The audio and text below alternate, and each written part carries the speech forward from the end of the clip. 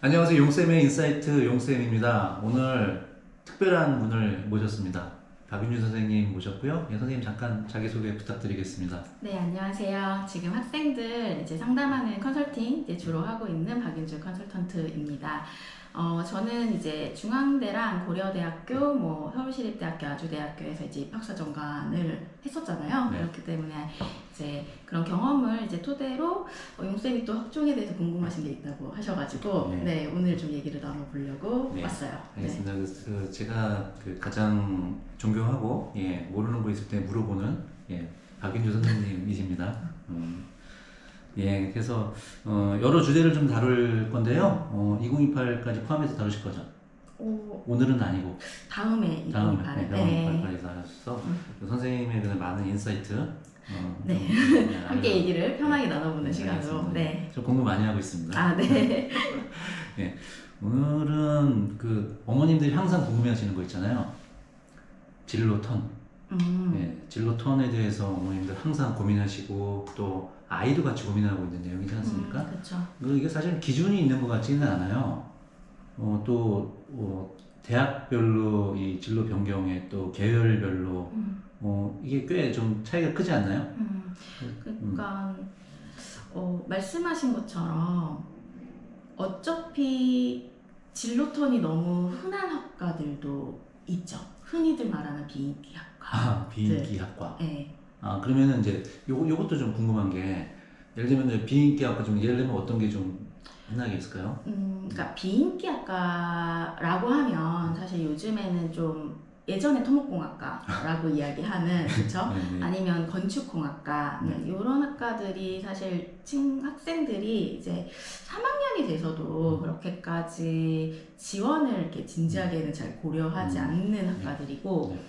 그러니까 비인기 학과라기보다는 학생들이 중3에서 이제 고1로 올라오는 사실 그렇게 1학년에 특히 이제 저학년의 상황에서는 아직 접해보지 못한 학과들이 이제 도시공학과라던가 요즘 학생들은 그래도 조금은 더 잘 알고 있는 것 같긴 한데 산업공학과 이런 학과들이 아무래도 이제 전자공학과라던가 뭐 반도체공학과 이런 학과들에 비해서는 학생들 입장에서는 쉽게 접할 수 있는 학과는 아니다 보니까 그런 학과들이 소위 말하는 뭐 1학년 때부터 준비하지는 않는 좀 비인기학과 또는 비선호학과라고 좀 얘기할 수는 있죠. 그렇죠. 근데 이런 친구들이 이제 진로를 턴을 했어요.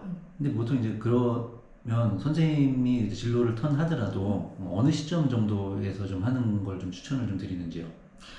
그러니까 가장 베스트는 그래도 2학년 2학기에는 결정을 해서 그러면 2학년 2학기에 무엇인가 활동을 하면 그 내용이 그래도 적어도 2학년 학생부에 써지기는 하잖아요. 그리고 그러면 3학년 1학기까지 해서 저희가 어쨌든 총 3개 학년의 학생부의 평가 사항이 있다라고 했을 때 그중에 이제 절반이 넘어가는 2개 학년의 어쨌든 걸쳐서. 학생부의 내용을 살릴 수가 있으니까 2학년 2학기에 넘어가는 게 전략적으로도 가장 베스트다라고 얘기를 하기는 하는데 못해도 3학년 1학기에는 당연히 3학년 1학기 초반에는 사실 결정을 하실 필요가 있죠. 네. 만일에 안 했을 경우에는 불이익이 심각할 수 있다는 말씀이신 거죠? 어떤 걸 안 했을 경우? 진로 턴을 안 하고 그 학과를 그쪽에 맞췄다 뭐 이런 표현은 약간 좀 애매하긴 한데 그러한 활동의 내용들이 아예 존재하지 않는데 그 모집 다니는 학과를 지원할 경우에 그거는 사실 요즘의 상황에서는 좀 상위권 대학에서는 만약에 그 학과 관련된 과목의 등급이 그럼에도 불구하고 매우 탁월하게 좋다면 크게 상관없을 수도 있어요. 네. 근데 사실 중위권 대학부터는 특히 학생부 종합전형을 준비를 하실 때는 사실 뭐 본인이 성적적인 측면에서 뭐 굉장히 지금 유리한 위치는 아니라고 한다면 말씀하신 대로 진로에와 관련된 어떤 내용이 없이 어떤 학과를 지원을 한다? 좀 불리할 가능성이 높죠. 근데 이제 대학 레벨에 따라서도 지금 보는 관점이 사실 좀 다른 부분들이 다르다. 있어요.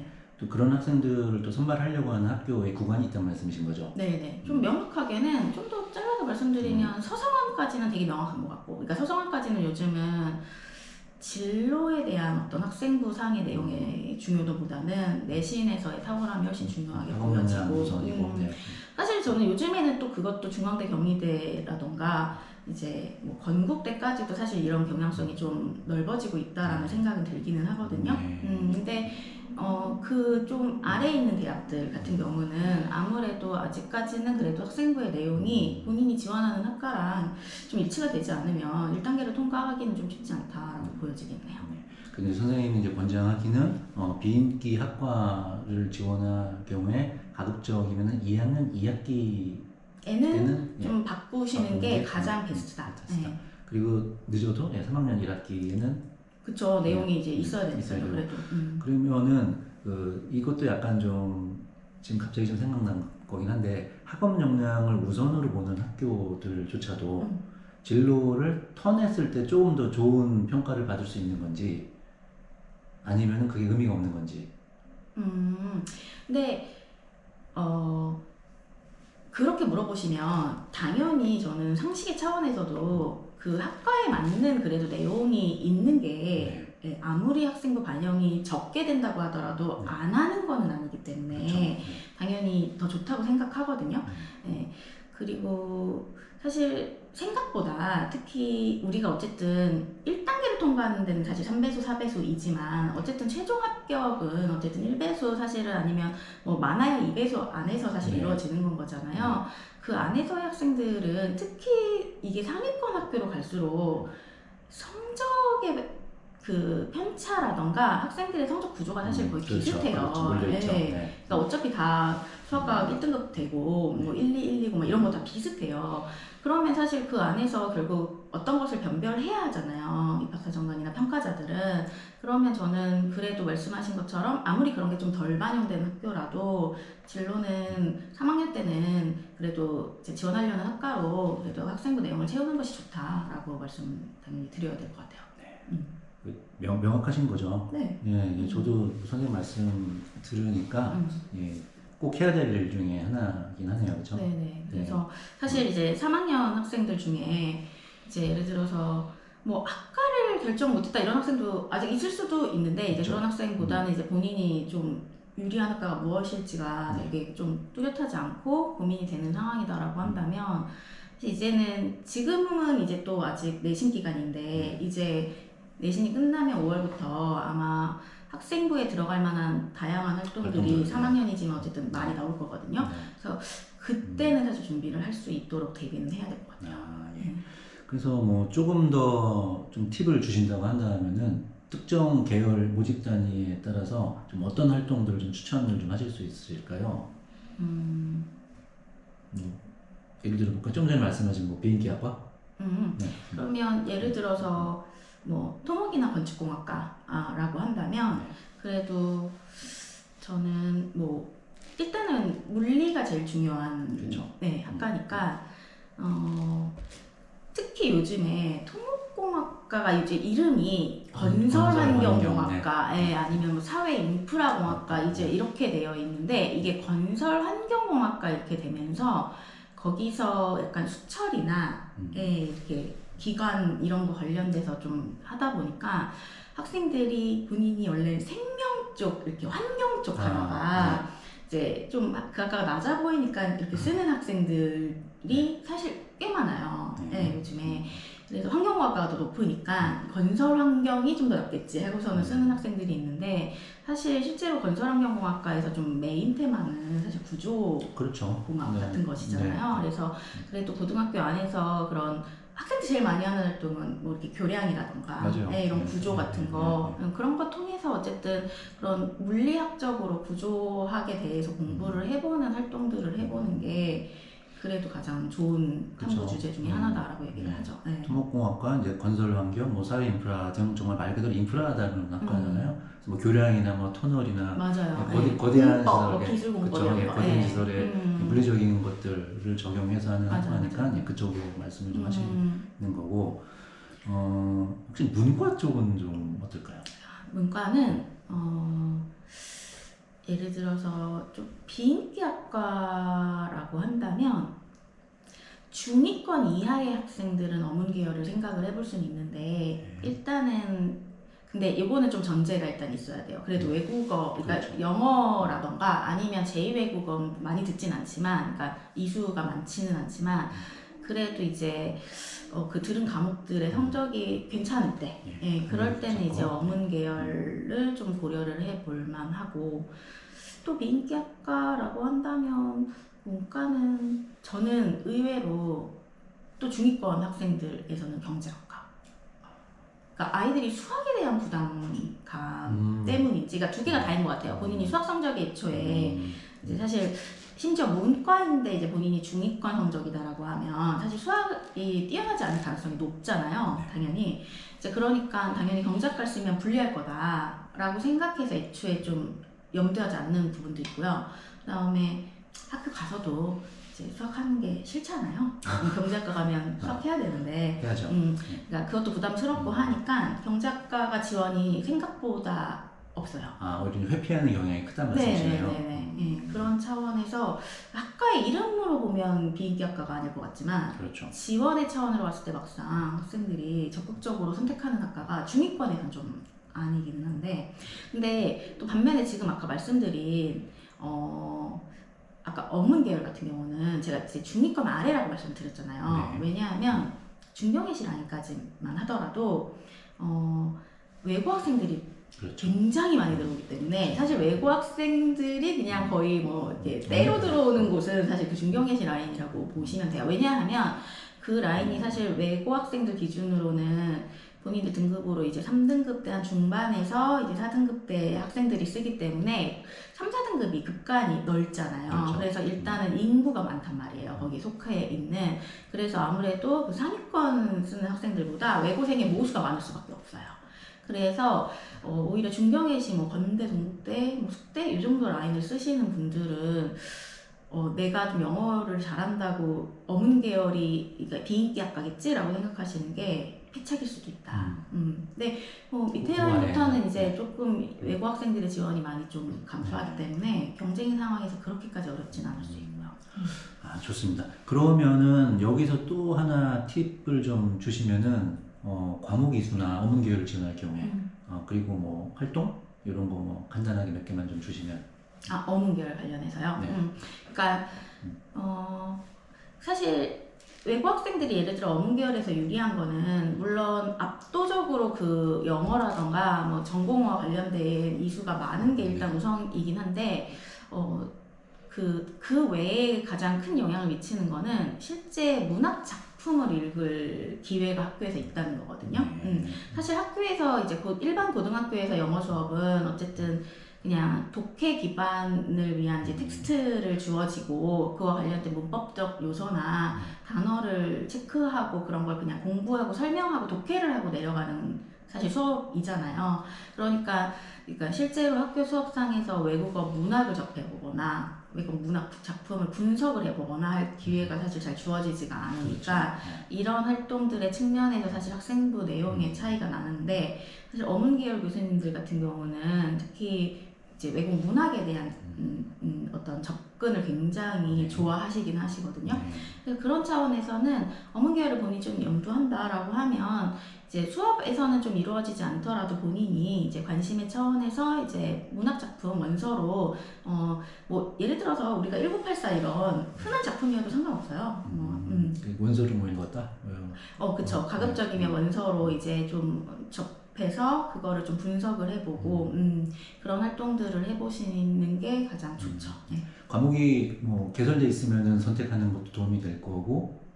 그런 영미문학 읽기라던가 이런 과목들. 문화로 끝나는 과목도 있잖아요. 네, 뭐 영어권 문화 뭐 이런 그런 것도 도움이 된다는 말씀이시죠. 그렇죠. 그런 과목들을 통해 가지고 이제 본인이 그래도 조금 본인의 강점을 살릴 수 있는 활동으로 좀 이끌어갈 부분들이 있죠. 네. 알겠습니다. 이거는 약간 이제 결과가 이제 막 나오고 있긴 할 텐데 무전공은 어떻게 될까요? 무전공은 근데 실제로 예를 들어서 지금 결과 발표한 학교 중에 제가 봤던 거는 이제 성균관대 같은 경우 자유전공에 한 7.5대 2.5 수준으로 한 이과가 7.5 이제 문과가 2.5 이제 이 정도로 지원도 실제로 그렇게 했고 합격도 거의 그렇게 했는데 큰 차이는 아닌데 이과는 지원자보다 합격자의 비율이 좀 더 높고요. 살짝. 네, 살짝. 근데 아주 크진 않아요. 그 차이가. 그 다음에 문과도 반면에 지원자에 비해서 합격의 비율이 좀 더 낮아요. 그래서 어쨌든 자율전공에서 이제 예상했던 대로 이과 아이들이 문과 아이들보다는 조금 유리한 위치를 차지했던 게 맞는 것 같고, 그러니까 본인들이 그럴 것 같으니까 애초에 문과 아이들보다 이과 아이들이 많이 쓴 거죠. 그쵸, 네, 네. 애초에 7.5가 이제 75%가 자연계열이 그렇죠. 지원자가 많은 만큼 그래서 저는 어쨌든 이 경향이 쉽게 그러니까 지금 그리고 사실은 이과를 아이들이 많이 선택해서 그렇죠, 인원수도 많고. 아이들의 인원수 자체가 이과가 많은 것도 있고 해서 사실 이런 경향성 자체는 뭐 성대만 일단 발표한 거긴 하지만 다른 학교도 거의 비슷하지 않을까 싶기는 하고 다만 그러니까 물어보신 것의 이제 핵심이 예를 들어 무전공에서 저희가 진로를 네. 예를 들어서 근데 무전공이라고 해서 이과에서 문과로 가고 이런 거는 파격적이죠. 좀 권하고 싶지는 사실 않아요. 근데 이제 그거는 광역 선발이고 만약에 유형 1일 경우에는 뭐 그 아무 제한은 없긴 없는 거잖아요. 없기는 한데 저는 진짜 무전공이 과연 진짜 아무것도 전공이 없는 애를 뽑는 것이라고 별로 생각하지 않거든요. 그러니까 어쨌든 다양한, 그러니까 이건 되게 뭐 이상적인 차원의 이야기인데, 이제 다양한 것을 경험을 해서 본인이 가지고 있는 어떤 진로 방향을 좀 더 본인이 디벨롭을 하는 것을 이제 권장하는 코스인 건 거지. 나는 뭐 아무 생각이 지금 없으니까 무전공을 가겠다. 이 나이를 뽑고 싶은 전공은 아니라고 사실 생각을 하기 때문에 기본적으로는 그래도 학생부에 그래도 이 학교에 와서 무슨 전공을 하고 싶은 건지가 드러나는 아이가 저는 더 명확할 거라고 생각을 해요. 그리고 명확한 게 좀 더 유리하고 그 다음에 이 진로 턴도 너무 파격적이면 안 된다 뭐 이런 말씀이신 거죠. 예를 들면은 전기전자에서 심리학으로 간다든지. 그러니까 그게 이제 좀 설명이 명확하면 괜찮을 것 같은데 예전에는 그 설명을 솔직히 자기소개서 이런 걸 통해서 내가 전자전기에서 심리학이 왜 어떤 연관이 있을 수 있는지를 좀 설명해줄 부분들이 있었고 평가자도 그걸 이해하고서는 그러니까 좀 감안해줄 부분들이 있었거든요.